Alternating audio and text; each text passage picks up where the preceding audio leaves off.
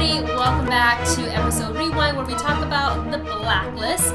Today we're going to be talking about episode 6, Sir Crispin Crandall. Almost like a tongue twister. Anyways, I'm Wendy. I'm Dustin. And so, sorry for putting this out so late. We had a little snafu with one of our computers, so that took priority. We got a virus, and we're actually going to take care of it tomorrow.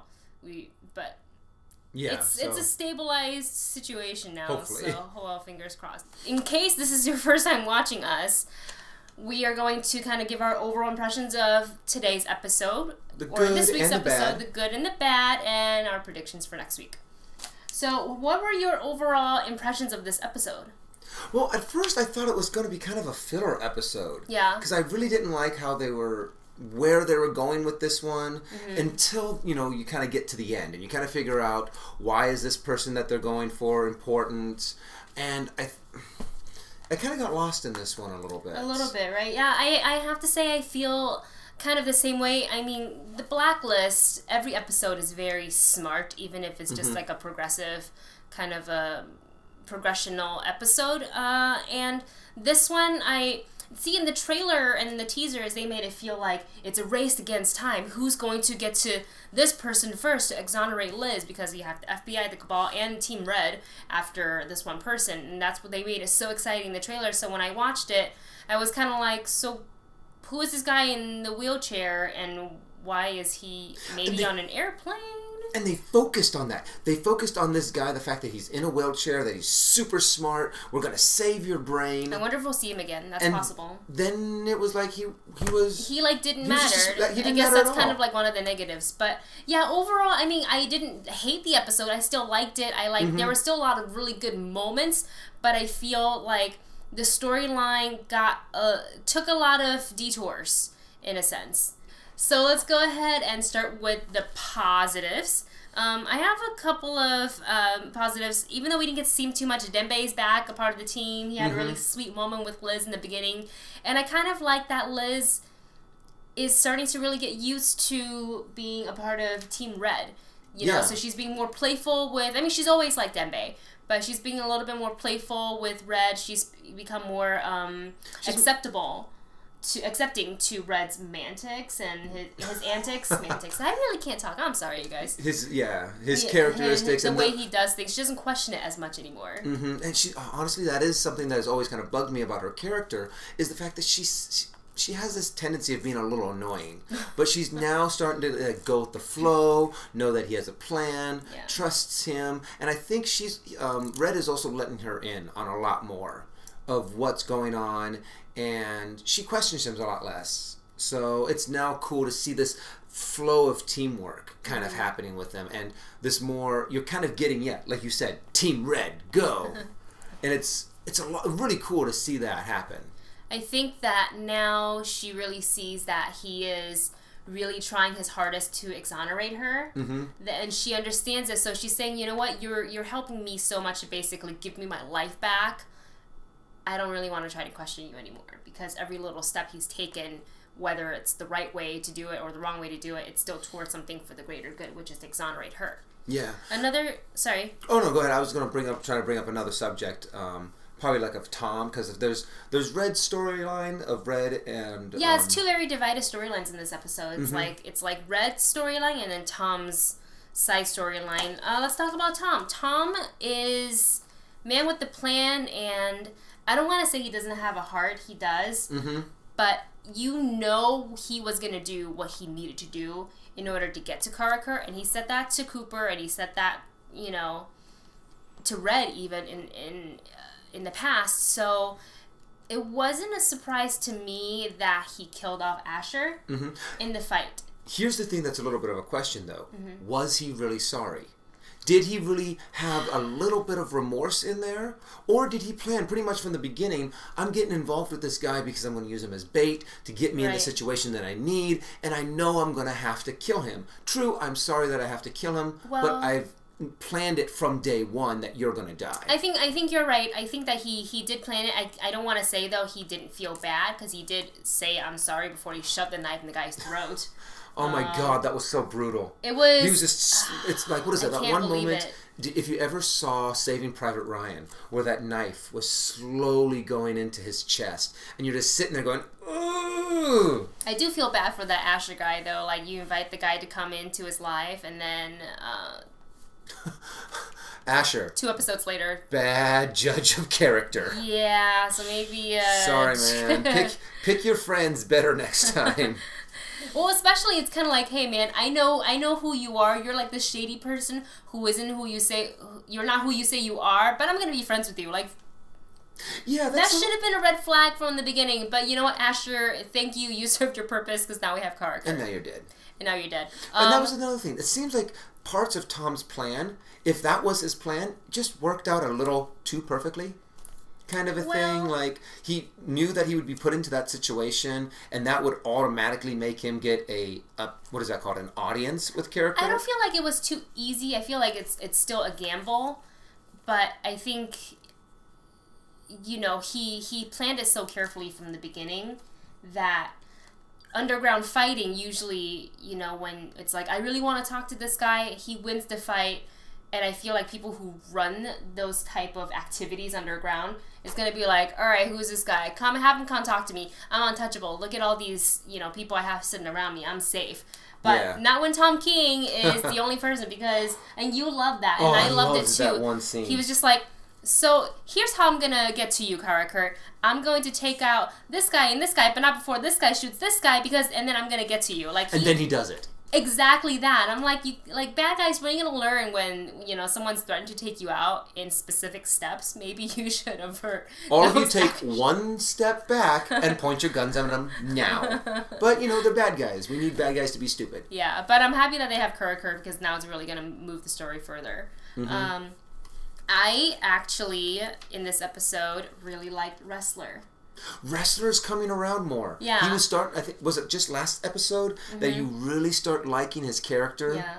But he still has that drop of naivety. Naivety? I don't know how to say it right. Whatever the proper I'm word already not is, speaking correctly today. Pronunciation of that word is.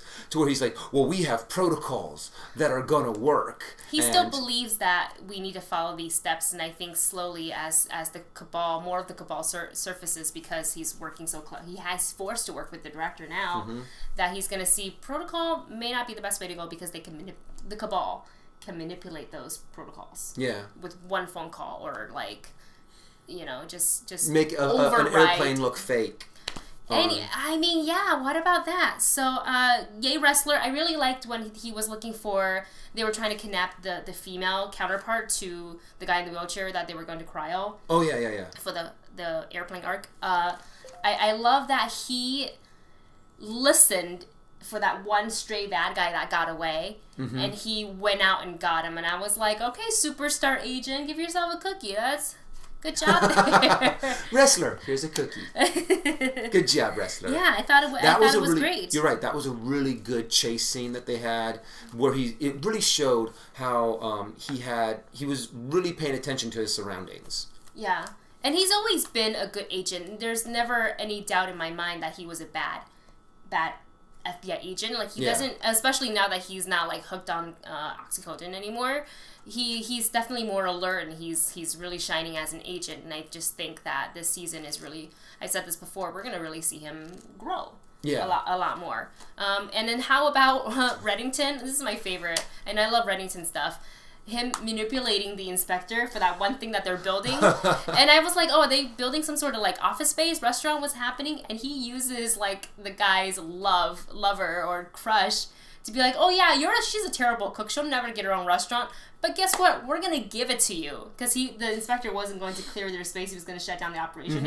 I was like, oh, you dirty. I love it. And I love the fact he was like, we need 24 hours. And that's it. And then this place is yours. And so it wasn't only a bribe, but it was, hey, you know, we're gonna make you. We're purposefully doing this to get you out of our hair. Yeah. So and then he used that 24 hours to sneak into the vault, grab all of the information, and leaves the thumbs. Wendy saw that coming a mile away. She's like, the thumbs are going to be in the box. It's going to be awesome. The thumbs are going to be in the box. Even before Reddington gets into the safe. Yeah. You but saw he's that gonna coming. leave it for the director. It was so good. Like, I loved it. Was kind of like had a little bit of a Mission Impossible flavor to it. Mm-hmm. Yeah, I like that a lot. And then one last thing before I move on to the negatives. Samar Navabi with the kill shot. Oh my gosh, coming up behind him. Yeah, she's just like, I love that she doesn't really hesitate. She's almost like a female Dembe in that way, where she was like, she's I'll kick ass and take names all day long. She knows the business. She knows all day long. If you're in this situation, you shoot. Yeah, and it was great because I'm so tired of seeing those certain shows that's like, oh no, they have a hostage. Oh no, they have a gun to her head, where it could be rectified by just simply shooting the guy. Yeah. And then for the fact that she's the one that she sees the situation, she's like, I'm just taking my, he doesn't even see me. Done. So easy. Like, you know, I really, really like that. And then this isn't really a negative, but I thought I wanted to point this out. The director, because this is now the first episode we see where he is getting to work with the FBI, and he's kind of getting his claws in there. He's kind of invading their privacy and getting all debriefing or briefing on everything Lizzie and Red.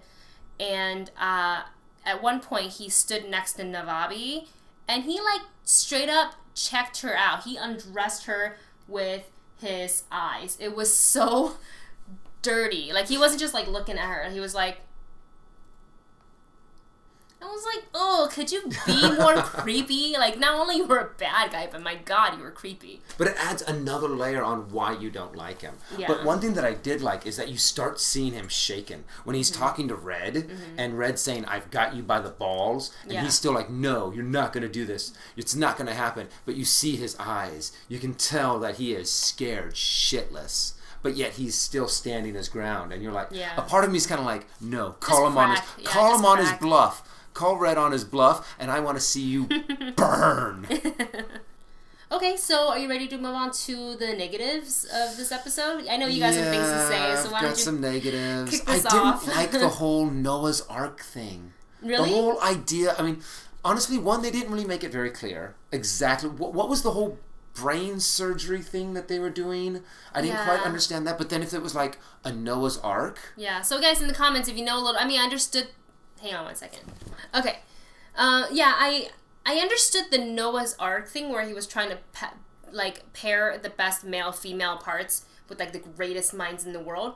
I am impressed that they are able to have a cryo lab on a plane that's only landed 30 times in 3 years. That's super impressive. But the brain surgery part, that was unclear to me. I mean, I think the idea for like the villain or the blacklister of the week is pretty brilliant. Yeah. Because it's kind of like, you know, oh, we're prepping for the sixth extinction of the Earth, and when that happens, the greatest minds in the world. But then again, he wasn't even really a blacklister, because he was just some whack job billionaire that was collecting incredibly smart people. Well, and honestly, if he was part of the blacklist, which means he's part of the Cabal, he would have been. He kidnapped one of the Cabals, right? And so that was his connection.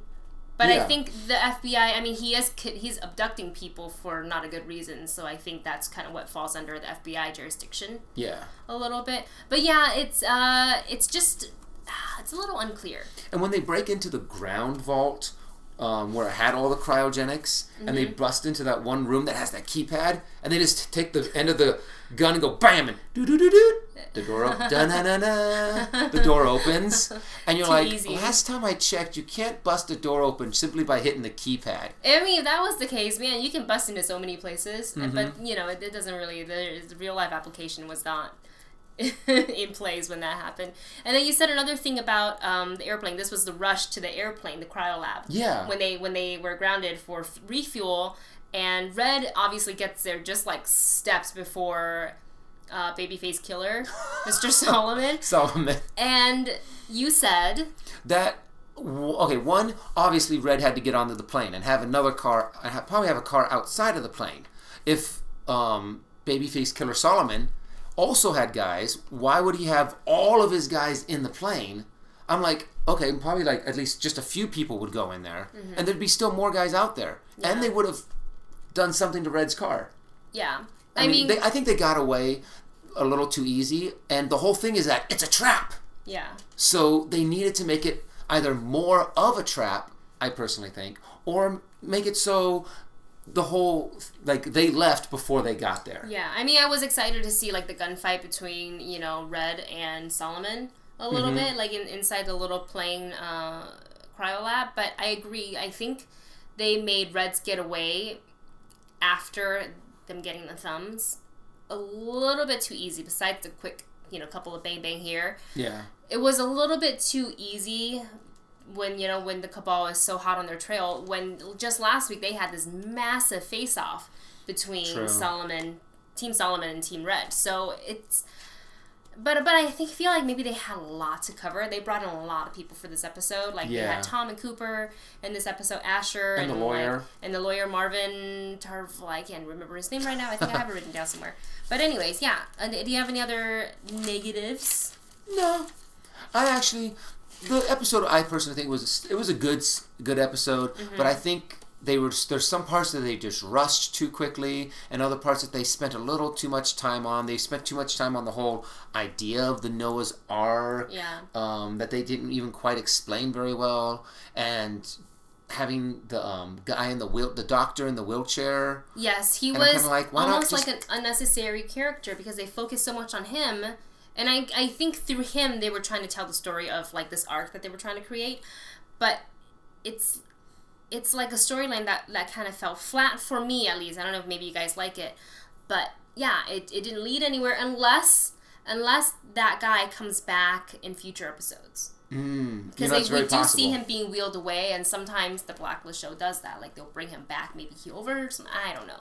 Or maybe he's thankful for Red for kind of coming in and saving him. He's smart, so who knows. One more negative I have is when Tom went to Asher's house and was like, hey, man, you got to get out of here. You know, they're coming for you. And you knew it was his plan all along to kind of get... To have them both in the same place. And he was like, let's get your passport, let's get out. Where's your safe? Points this way, and the safe was already open. If you have a safe... Unless you were ready to make a getaway and it didn't look like they were, why is your save already open? Open. Haha, here's your stuff. And, like, you saw the keys over in it, too. It's like, what? So, I don't know. And I know it's a minor thing, but it really, really bugged me. Not too much Elizabeth action. No, actually, she had a very minor role in this one. Yeah.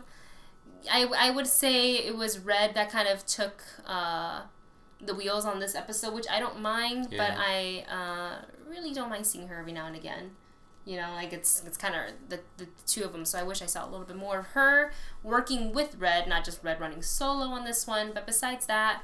Yeah, she really took not even the sidekick role, as in, like the side supporting character that pops up every now and again and goes, she just look out, there's someone coming. Yeah, she was just kind of in the scene as almost like dirtying the scene a little bit, and that was it. But anyways, let's go ahead and move on to predictions for next week. Okay. I hope to see more of Dembe. Because now that he's starting to get healed and better, I want to get him back in the field. Yeah. I want to see more Dembe. I think for me, and this is maybe moving like way, way, way into the future, but I think I want to see, I'm excited to see, hopefully, the final showdown between Solomon and Dembe. Because it's personal, because he basically threatened and kidnapped Dembe's family and threatened to hurt them and kill them, so I think Dembe's got his own personal vendetta against him. But also, Boy Scout. Wrestler. But Wrestler now has that picture and that video of him, and he has that connection. This is the first time that they have... Solomon. Yes. They have that video, and they say, we can actually nail the director for this. Yeah, so maybe, I think Wrestler will definitely go back into the courtroom next week to try to use that to clear Lizzie's name, or at least to get the director out of the task force. I don't think the director's long for this world. I think he'll die. He'll be killed by the Cabal, or he'll be killed by Reddington within the next 2 episodes. Yeah, and because then it's going to focus solely on Solomon being the bad guy. Yeah, and I hate to say it, even though the director is pretty creepy, Solomon is a much more interesting villain, and I think he's more of the better spokesperson representation for the Cabal. I am excited to see what Tom has in store for Karakurt. Oh yeah, because now it's just Karakurt, him trying to get Karakurt to DC. I think it's gonna happen. I think it won't be easy. I think we're gonna see some torture methods from Tom. Ooh, that should actually be really interesting. So when Tom plays, when he becomes that like secret agent, he is so good. He's just so much more interesting than just like boy crush Tom, for and Lizzie. Did you notice that? When he said, "When you framed my wife," I was like, oh. Yeah. And he got a little pissed when he said that. I loved it. I'm glad that he's still in the episodes. I know when we were doing the recap shows at Collider, John had said that he thinks that Tom is probably gonna die in this season, and it's like, I don't want to agree with him, but the more and more I think about it, it's like, yeah, I think it's gonna happen. But if you had to pick, and this is a question for you guys too, who, if they were gonna kill one person, would you think they'd kill Tom or Dembe? Oh, I'm leaning more towards Tom. I think Tom too. A lot more Toms. But like, let's say, who else could they kill? Who else could be on the... well, there's a lot of people that could be on the chopping block. Navabi. Navabi. That could go. Hurt. That would suck too, yeah. So, but I think Tom would be the more reasonable choice, I guess. And it's also going to be a lot more crushing to Elizabeth's character. To finally have Tom... her life back, and then now she can't be with him. Oh, the torture!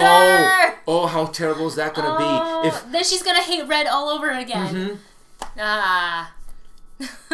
Well, guys, that's it for this episode Rewind. Thank you so much for tuning in. As always, comment below your thoughts, your favorite moments, not so favorite moments, and your theories for this episode and future episode. Thanks for watching, Dustin. And give us a thumbs up. Yeah, thumbs up and share if you enjoyed this video. Let them know where they can find you online. You can find me on Facebook, at the Facebooks. At Dustin Zaney, or on SwingKid1981 for Twitter and Instagram.